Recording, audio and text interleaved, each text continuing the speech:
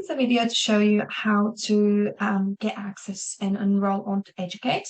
So once you have received the course details, which would look something like this, depending on what course you do it, you would have obviously your course, the date and the time, and who the trainer is, and then the Zoom link will be here with just a click of a button. Then with the enrollment date, with the enrollment, you're going to have a due date that needs to be enrolled by. If you need to create an account, you would just click on here and go ahead and register. If you need to just log in because you already got an account, you would just click this and then afterwards this.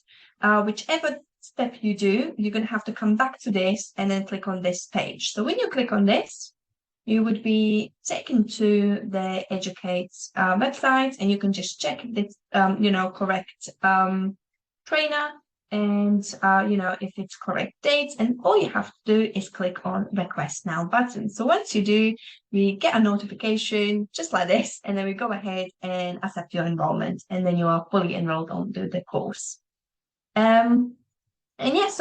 Course notes are here, so you can just click on the button and it will take you to the folder with everything that you need, and then there's much more info as you go ahead and read more.